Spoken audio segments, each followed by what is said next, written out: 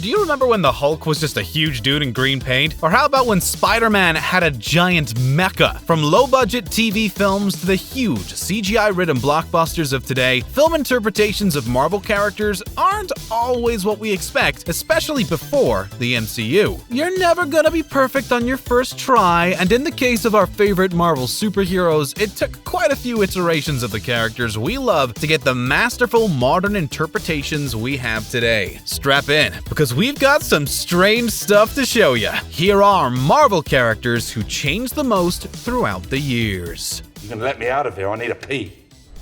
You gotta admit, modern superhero films are very reliant on CGI to get those larger-than-life characters doing their superhuman thing. And the one character where it is perhaps the most evident is the Hulk. We've seen Mark Ruffalo as the current down-to-earth smart Hulk, Ed Norton with a darker side at the beginning of the MCU, and Eric Bana in the 2003 version a lot more cheesy than maybe it intended. But those guys are nothing compared to the original, live-action, on-screen debut that was the Incredible Hulk CBS television series. Instead of us getting our big green buddy computer generated, we instead got Bill Bixby as Dr. David Bruce Banner and the legendary Lou Ferrigno as the Hulk. They really tried to get this monstrous look out of Ferrigno with the makeup, but it was quite difficult for the actor. The green paint was really hard to get off, and Lou had to remove the contact lenses every 15 minutes because they were so painful to have on. Instead of Bruce Banner working on something that was connected to a super soldier project, he was just trying to find out why he wasn't strong enough to save his wife. And after becoming the Hulk, a misunderstanding leads people to believe Bruce is dead and that the Hulk murdered his lab partner. It's cheesy, but has some undeniable charm.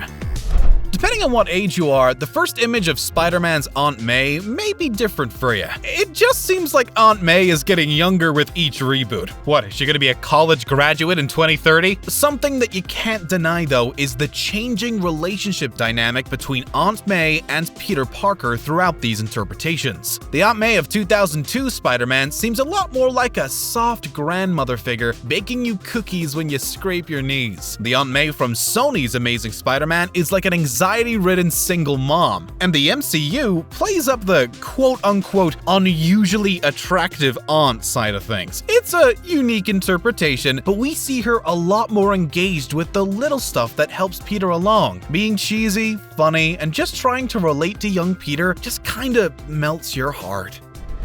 We haven't ever really seen Thanos in live action before the MCU got on its feet, but something quite interesting is that even through the brief appearances from Avengers to Endgame, we see hints of different directions the character could have gone. After the credits of Avengers Assemble, the character of the other, Thanos' faithful servant, informs the mighty Megachin that to challenge Earth's heroes would be to court death. Thanos then smiles back. You see, in the comics, Thanos is a tyrannical character, but he has nowhere near the same motivations that his MCU counterpart has. While on screen Thanos claims he wants to eradicate half of the universe to bring balance, Thanos in the comics is simply doing it to make Lady Death his girlfriend. Thanos' first appearance wasn't even played by Josh Brolin. Actor and stuntman Damian Poitier performed motion capture for Thanos before Brolin stepped in, and it seemed like they were still deciding whether Thanos was going to follow his comic motivation. Even though it would have been interesting to meet Lady Death, I think the Thanos we got turned out to be a much more engaging villain. I don't know about you, but I don't think Juggernaut has ever really got the screen time he deserves. I mean, he's supposed to be Professor X's stepbrother? I'd love to see that family reunion. The first time we see a live-action Juggernaut is in X-Men 3: The Last Stand, played by former professional footballer Vinnie Jones. In an interview, Vinnie Jones stated that he thought there was too little time in the movie to imbue the character with any depth. He wasn't as big as you'd imagine him to be, but it did lead to one of the greatest lines to come out of that trilogy. I'm the Juggernaut, yes! Meanwhile, we have Juggernaut from Deadpool 2. He escapes prison alongside Russell and assists him in trying to destroy the Essex orphanage. We get plenty of action and dialogue in this appearance, getting references to his wheelchair-bound brother, some dry and blunt wit, and is even played by Ryan Reynolds. Yeah, Deadpool plays Juggernaut. The best thing for this character is just more screen time, because at the end of the day, he's never really had a true chance to flourish. works best when you pull the trigger.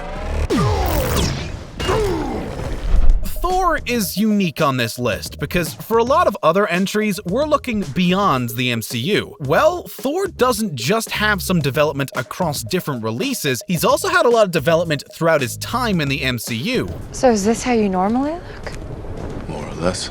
While Hemsworth's portrayal of the character had received praise, it wasn't until Taika Waititi got involved that Thor really came into his own. Thor went from a meathead fish out of water to a much more comedic and relatable character. But what Thor is now is a far stretch from one of his earliest on-screen appearances. We're jumping back to 1977 with The Incredible Hulk returns. After the Incredible Hulk TV series, NBC bought the rights from CBS and produced 3 made-for-TV movies, one of them including an appearance from the Thunder God himself. In this interpretation, however, he's a glory-hungry warrior who can't enter Valhalla as he is tied to a hammer that Donald Blake can use to summon him. Despite its charming cheesiness, I think Chris Hemsworth's modern interpretation is well worth returning to the theaters for. With the rights of Spider-Man being passed and licensed between so many companies, you could have seen any amount of interpretations of the character, and that's just including his live-action appearances. Don't even get us started on the various video games and cartoons. That 1994 Spider-Man opening is still pretty banging. During the superhero boom of the 2000s, Tobey Maguire's Spider-Man stood out as the character and films to beat. His book nerd portrayal of the character made him very relatable to audiences of the time. Andrew Garfield's turn as the web-slinger gave us a nerdy hipster with the wit that was missing from Maguire's performance. But unfortunately, The Amazing Spider-Man 2 fell somewhat short among audiences, and so came Tom Holland to save the character, providing us with the youngest portrayal of the character yet. His awkward demeanor hit a note with audiences that just stuck. Now, these 3 actors are probably the most mainstream that you know of, but there's a really big rabbit hole to dive down in terms of Spider-Man adaptations. You could go as far back as 1977 with a trilogy of made-for-TV movies. Unfortunately, they didn't have the big bucks or 2000s technology, but they did use complicated rigging to achieve Spidey climbing on walls, and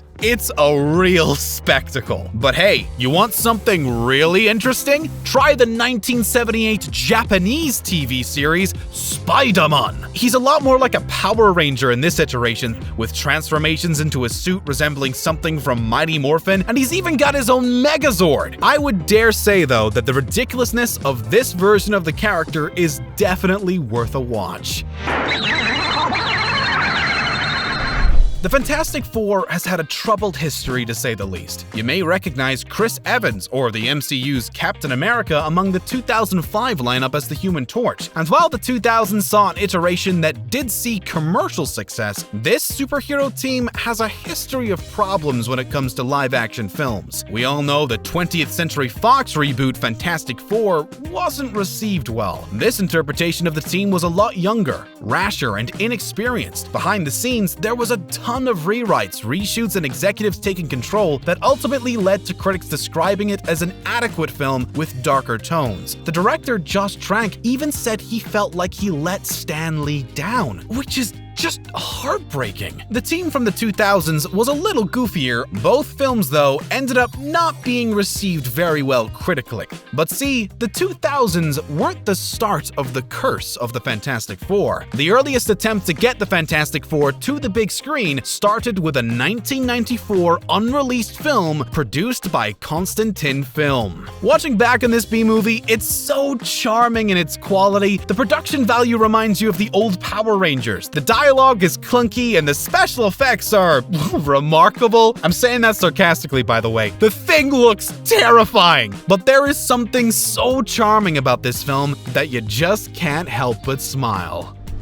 If there's one thing about superhero films from the 2000s, it's that they really tried to go ham on their properties. The only problem was that trying to tie an edgy Daredevil with an incredibly over-the-top execution just made the early appearances of the character a bit too hilarious. Ben Affleck's version of Matt Murdock has a real case of 2000s cheese, with the character trying to be too cool for school. The action at some points seemed way too ridiculous for you to take seriously. To be fair, this movie at least seemed fun to me. make. Colin Farrell seemed to be having a good time. The thing is though, this isn't the earliest appearance of Matt Murdock. During the TV film The Trial of the Incredible Hulk, Daredevil makes a significant cameo as a man dressed in all black, quite similar to his unarmored outfit in Netflix's Daredevil. He's very witty in this version, throwing out cheesy one-liners left and right, but it's a lot more forgivable than the 2000s attempt at it. Daredevil wouldn't get the true attention he deserved until Netflix picked up the property, where we saw arguably the most relatable and grounded Marvel superhero to hit the small screen. You can just feel how human he is. He almost dies so many times!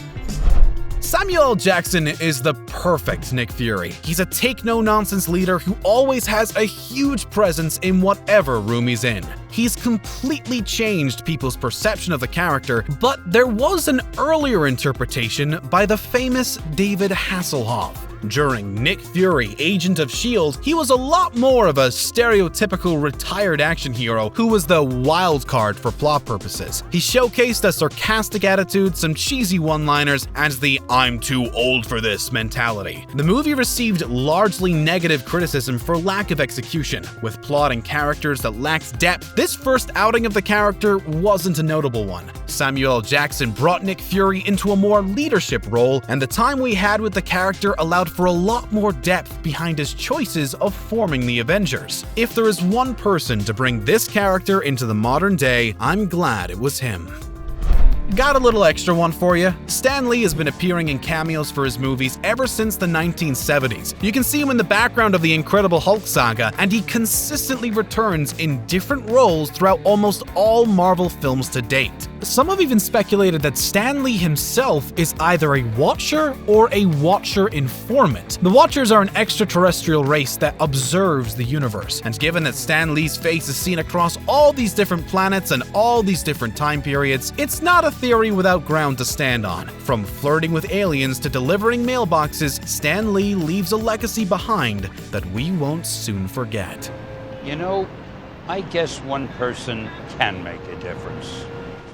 And that's a wrap. Which iteration of your favorite Marvel character do you like the most? Are there any outrageous changes that we missed? Let us know your thoughts in the comments section below. Be sure to like and subscribe to the channel for more content like this in the future. In the meantime, thank you, ScreenRanters. We'll catch you next time.